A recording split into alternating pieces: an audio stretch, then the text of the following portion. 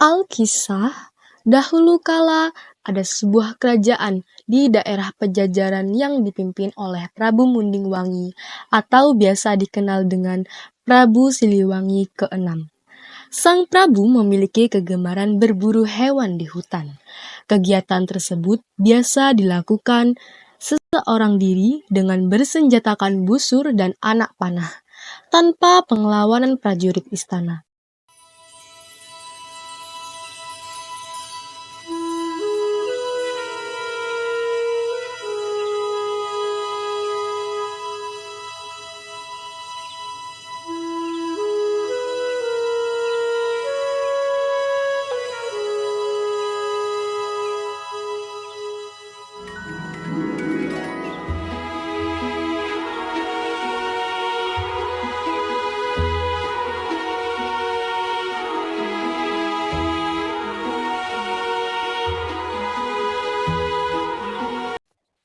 Suatu hari saat sedang berburu, tanpa sadar sang Prabu telah masuk ke dalam hutan yang lebih jauh karena keasikan mengejar hewan buruan.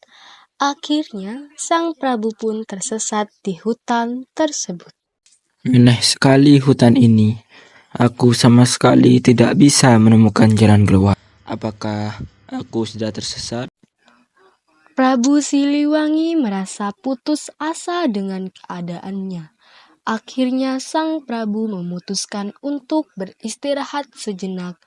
Dari kejauhan, terlihat samar sosok seorang wanita cantik dan jelita. Sang Prabu merasa lega. Kemudian ia mendekat dan menyapa wanita tersebut. Maaf jika lancang. Sepertinya saya tersesat di hutan ini. Bagaimana bisa Tuhan bisa masuk dan tersesat di hutan ini? Karena saya terlalu asik mengejar hewan buruan saya. Apakah Anda bersedia untuk membantu saya menemukan jalan keluar? Baik Tuan, saya bersedia membantu. Akan tetapi, ada syarat yang harus Tuan penuhi. Selama ini, saya hidup sendirian. Tinggallah bersamaku untuk beberapa waktu. Maka akan aku tunjukkan jalan keluar itu. Prabu Siliwangi merasa tidak keberatan dengan syarat yang diajukan. Diajaklah sang Prabu pulang ke rumah wanita tersebut. Inikah tempat tinggalmu? Siapakah engkau sebenarnya? Wanita itu tidak menjawab pertanyaan sang Prabu. Dia hanya tersenyum dan mempersilahkan masuk. Berjalannya waktu, Prabu Siliwangi akhirnya jatuh cinta pada wanita itu dan memutuskan untuk menikahinya. Tanpa disadari, sang Prabu telah tinggal terlalu lama di tempat itu. Dia merasa sudah saatnya ia kembali memimpin kerajaan di Pajajaran. Prabu Siliwangi kemudian meminta izin kepada istrinya untuk kembali ke hutan. Kemudian istrinya mengizinkan dan berpesan untuk selalu menjaga kesehatan serta sesekali kembali ke hutan untuk sekedar menengoknya. Prabu Siliwangi berjanji jika ia kembali berburu, dia akan mampir untuk menemuinya. Kemudian, sang istri mengutus prajuritnya untuk mengantar Prabu Siliwangi keluar dari hutan.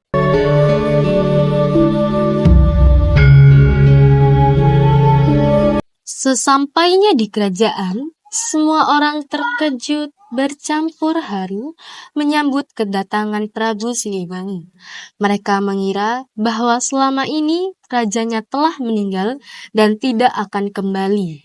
Waktu berlalu begitu saja.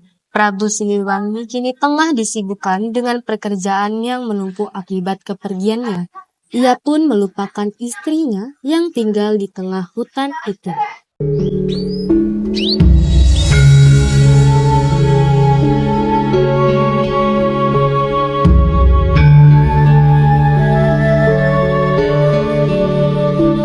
Suatu malam, saat sang Prabu telah tertidur pulas, dia samar mendengar suara tangisan bayi.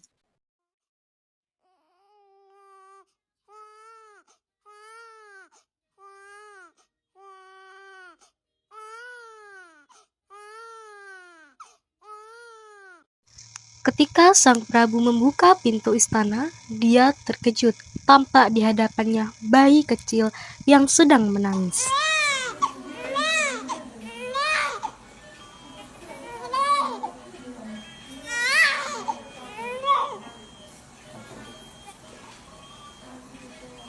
Prabu merasa bingung pada bayi itu. Kemudian menggendongnya bermaksud menyerahkan ke dayang istana. Tiba-tiba muncul sinar terang di hadapan sang Prabu. Di balik sinar tersebut muncullah sosok wanita yang tidak asing bagi sang Prabu. Dia adalah istri yang tinggal di dalam hutan.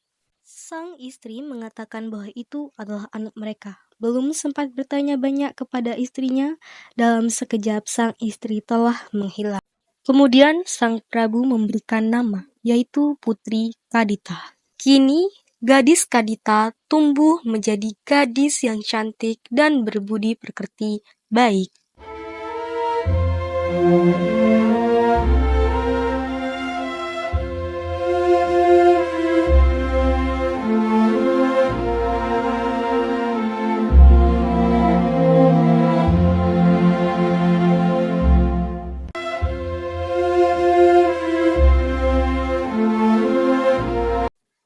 Namun, ada kalanya saat melihat kecantikan Putri Prabu Siliwangi, teringat akan sosok sang istri. Berjalannya waktu, Prabu Siliwangi mulai mengkhawatirkan akan kerajaannya.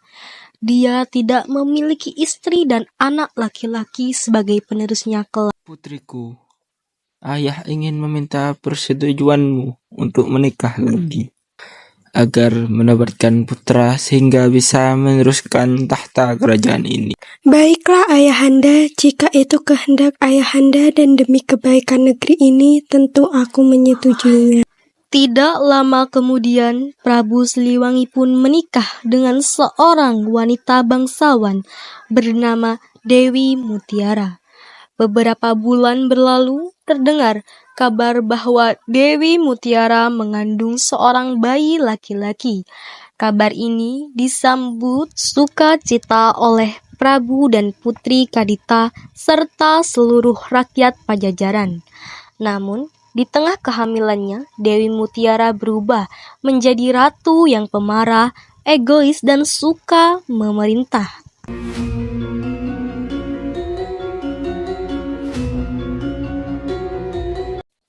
Kakanda, aku ingin setiap hari makan makanan mewah. Baiklah istriku, sabar.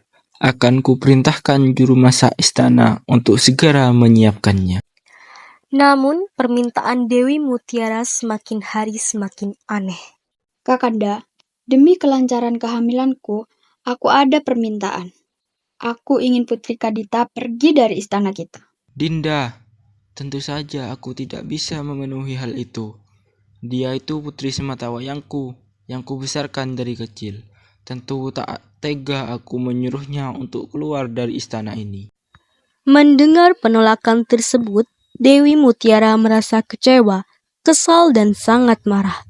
Dia menganggap selama Putri Kadita berada di istana, kasih sayang sang Prabu akan terus selalu terbagi menjadi dua.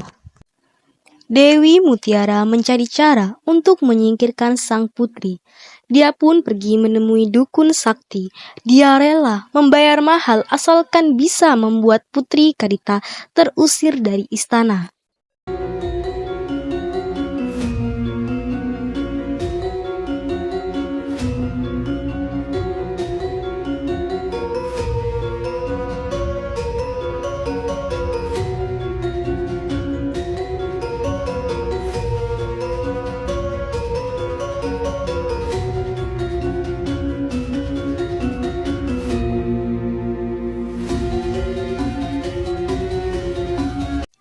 Suatu malam, sang Putri Kadita sedang tertidur.